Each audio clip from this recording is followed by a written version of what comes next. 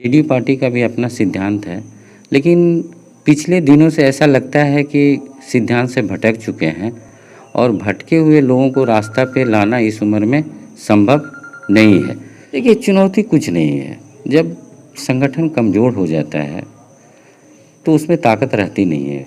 तो जेडीयू का जो संगठन है वो खोखला संगठन है। चिराग जलेगा और लंबे समय तक जलेगा। दोस्तों, सब्सक्राइब करें और इस बेल आइकन को दबाएं और पाएं वीडियो सबसे पहले। नमस्कार, मैं हूं राजीव रंजन और आप देख रहे हैं जनादेश न्यूज। संपूर्ण बिहार चुनावी रंग में रंग चुका है।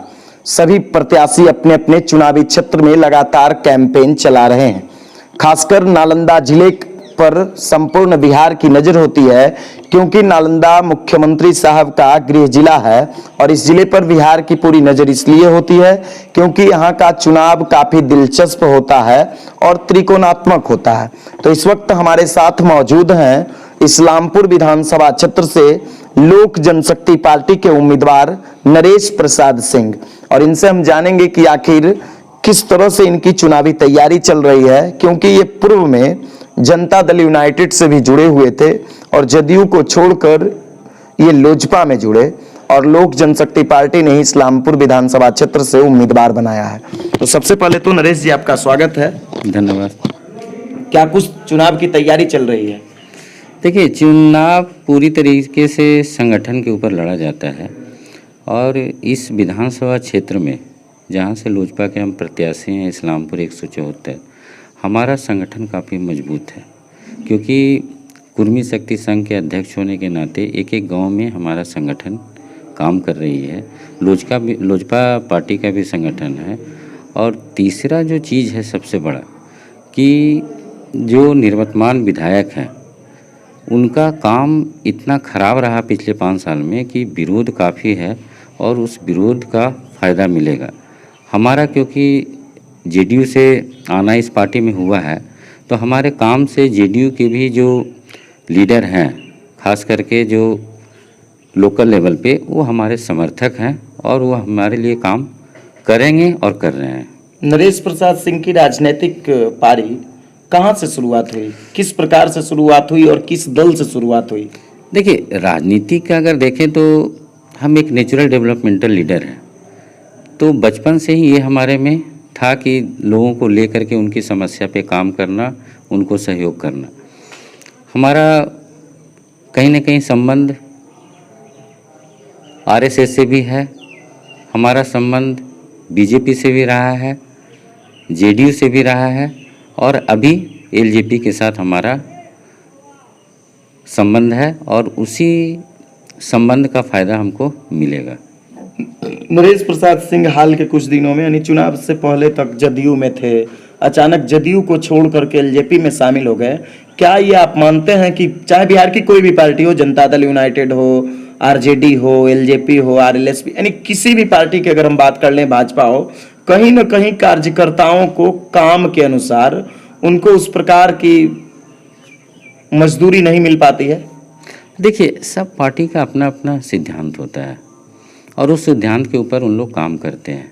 जेडीयू पार्टी का भी अपना सिद्धांत है, लेकिन पिछले दिनों से ऐसा लगता है कि सिद्धांत से भटक चुके हैं और भटके हुए लोगों को रास्ता पे लाना इस उम्र में संभव नहीं है।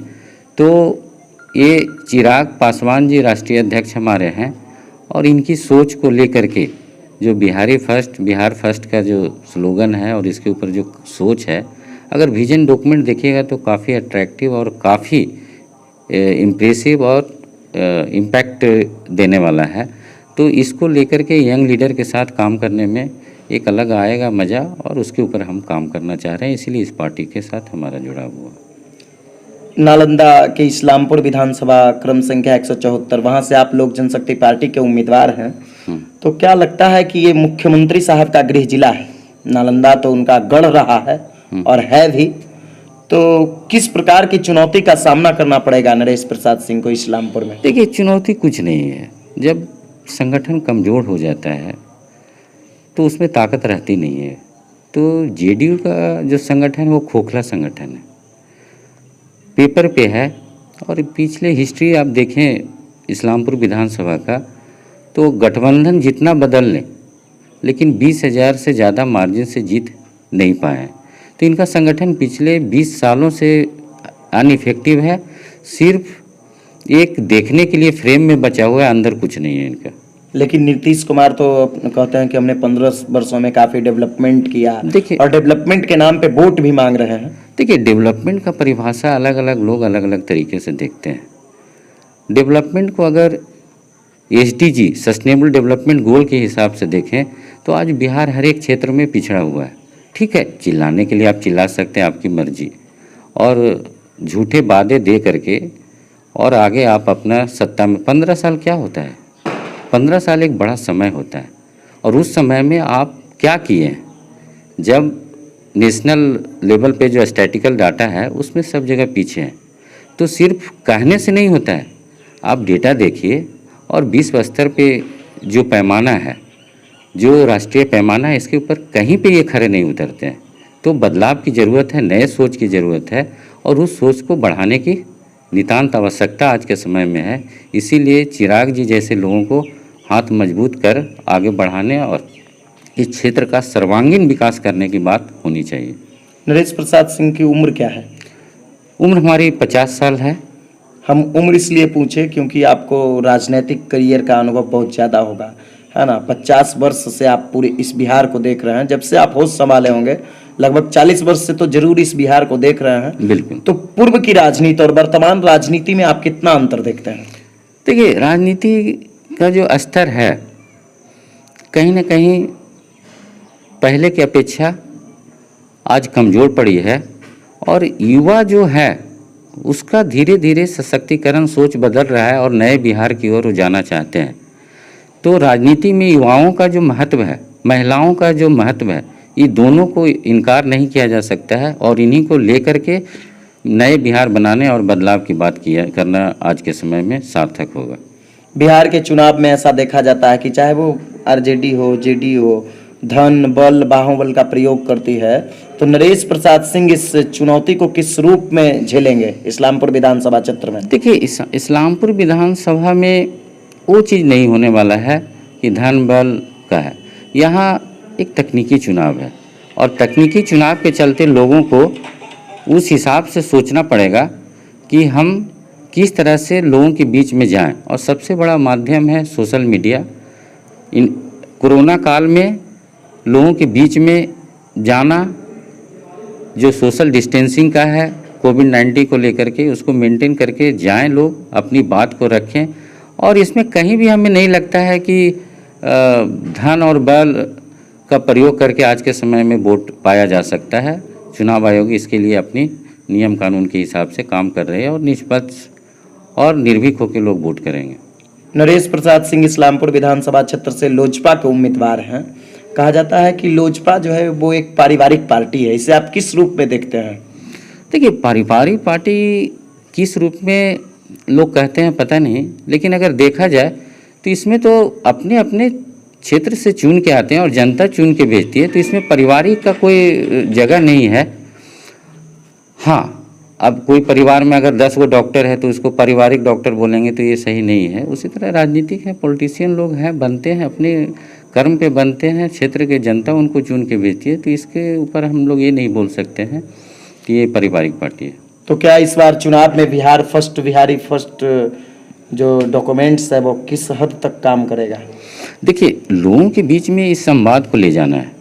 संवाद ले जाने का तरीका अलग अलग होगा, लेकिन अगर प्रभावशाली तरीके से संवाद करते हैं तो ज़रूर उनके दिमाग में ये बात आएगी, और बिहार फर्स्ट के ऊपर लोगों का समर्थन मिलेगा।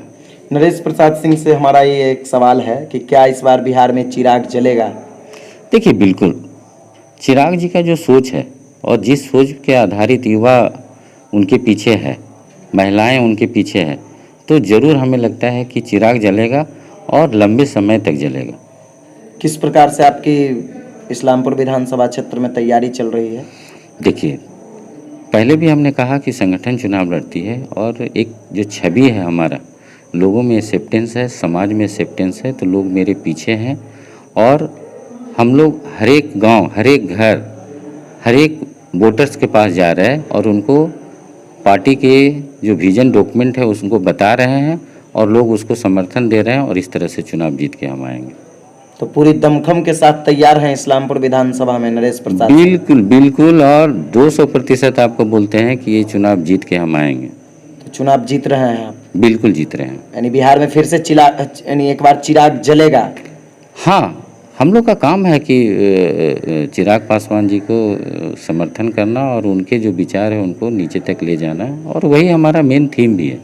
नरेश जी, कहीं ना कहीं ये मुख्यमंत्री साहब का जिला है, किसी न किसी रूप में पटका जा सकता है, तो कितने बाहुबल के साथ, कितने ताकत के साथ मैदान में रहिएगा? देखिए, ये किसी का राजपाट नहीं है। वो भी जब आए थे राजनीति में तो भी एक अलग विचारधारा यहाँ से चल रहा था और वो आए। आज वो जाएंगे, दूसरे लोग आएंगे, इसमें कोई बड़ी बात नहीं है, ये नेचुरल है। और प्रकृति ने बनाया है कि एक दिन कोई जाता है दूसरा आता है, तो इसमें कोई, हमें नहीं लगता है कि कोई, ये तो नॉर्मल सी चीज़ है। और जहाँ तक इस्लामपुर विधानसभा का है, तो हमने यहाँ काम किया है, लोग मेरे पीछे हैं और जीत के आएंगे, उनके लिए काम करेंगे। तो नीतीश जी भी तो काम किए, शराबबंदी किए हैं। देखिए, नीतीश जी का फैक्टर यहाँ हमारे हिसाब से नहीं है, यहाँ पे चंद्रसेन फैक्टर है। चंद्रसेन जी का जितना खराब व्यवहार रहा पिछले 5 साल में, लोगों को बेइज्जत करना, सामाजिक स्तर पे लोगों को नीचे दिखाना, झूठ करना, लोगों को सामाजिक स्तर पे एक तरह से लड़ाई करवाना, यही उनका काम रहा। 5 साल निकल गया कैसे उनको पता नहीं चला, तो उनकी लड़ाई है। यहाँ इसमें नीतीश बाबू कहाँ हैं? नीतीश बाबू तो राष्ट्रीय नेता हैं, वो अपना काम कर रहे हैं। यहाँ जो, लेकिन चेहरा तो उन्हीं का होगा ना, चुनाव कहाँ है का चेहरा? कुछ चेहरा क्या है? चेहरा किसी का खराब नहीं होता है। आप हमारे चेहरा क्या खराब है? हम सामाजिक आदमी नहीं हैं, लोगों के लिए काम नहीं करते हैं, तो यहाँ हमको लोग देख रहे हैं। आखिर उनके जो निचले स्तर के प्रत्याशी हैं या निचले स्तर के कार्यकर्ता हैं, वो तो उन्हीं के काम के नाम पे वोट मांगेंगे ना, कि बिहार में शराबबंदी हुई, 7 निश्चय योजना के तहत काम चल रहा है ना।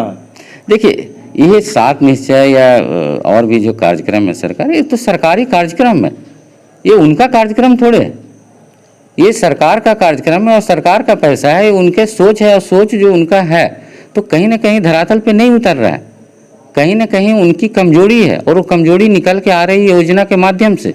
और उसी को तो ठीक करने के लिए हम पहला बात की है कि नहीं, प्रशासनिक स्तर पे मजबूती लाना होगा, तभी वो सरकारी योजना को धरातल पे प्रभावशाली तरीके से उतारा जा सकता है। यानी पूरी दमखम के साथ तैयार हैं नरेश प्रसाद? बिल्कुल बिल्कुल, और इसमें हमें नहीं लगता कि कोई शक है ही नहीं। हम अभी भी बोल रहे हैं कि 200% चुनाव जीतेंगे, और जीतेंगे तो अतिशयोक्ति भी नहीं है। क्या अतिशयोक्ति है? एक जाता है एक आता है, जैसा कर्म करता है वैसा फल मिलता है। चंद्रसेन जी का जो कर्म किए हैं 5 साल, वो किसी के लायक नहीं है, कोई उसको अप्रिशिएट नहीं कर रहा है। तो नए लोग आ रहे हैं, उनको छवि, उनके काम, उनके लोग, उनके सोच के लोग आएंगे पीछे और जिताकर विधानसभा भेजेंगे। एक बहुत बड़ा समस्या है महिलाओं का। महिला को हम कल बात कर रहे थे जीविका लोगों से, तो उनको लोन ले लिए हैं, रोजगार नहीं है। अगर सत्ता में आते हैं और हमको मौका मिलता है तो उनका 50,000 तक लोन माफ़ करेंगे। लोगों को मिनिमम वेजेज नहीं मिल पाता है, चाहे वो आंगनवाड़ी के हों, चाहे जीविका के कार्यकर्ता हों, सबको मिनिमम वेजेज एक्ट में लाना है और उनको उतना मिलना चाहिए। हम आवाज़ उठाएंगे। तो जीविका दीदी को कहीं ना कहीं आज के समय में उनको क्रश किया जा रहा है, उनसे काम लिया जाता है बहुत सारे, लेकिन उनको मानदेय नहीं दिया जाता है समय पे, और नहीं पूरी मानदेय देते हैं। इस पर भी हम मुद्दा उठाएंगे।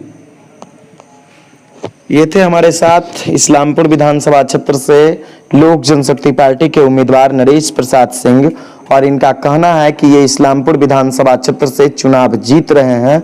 200% तक इन्होंने वादा किया है कि ये चुनाव जीत रहे हैं। इनका ये भी कहना है कि कर्म के अनुसार लोगों को फल मिलता है। क्षेत्र में जिस प्रकार से नीतीश कुमार जो बिहार के मुख्यमंत्री हैं उनका विरोध है, स्थानीय विधायक का विरोध है, तो कहीं ना कहीं इस विरोध का इन्हें फायदा मिलेगा। दोस्तों, हम लगातार आप तक अपडेट्स पहुंचा रहे हैं। अगर अभी तक आपने हमारे YouTube चैनल को सब्सक्राइब नहीं किया है तो जल्द से सब्सक्राइब कर लीजिए और पाइए बिहार की तमाम छोटी बड़ी खबरें। अगर वीडियो अच्छा लगता है तो दोस्तों के साथ शेयर कीजिए, कमेंट्स कीजिए और लाइक कीजिए। अगर वीडियो फेसबुक पेज के माध्यम से देख रहे हैं तो पेज को भी फॉलो कीजिए। धन्यवाद। दोस्तों सब्सक्राइब करें और इस बेल आइकन को दबाएं और पाएं वीडियो सबसे पहले।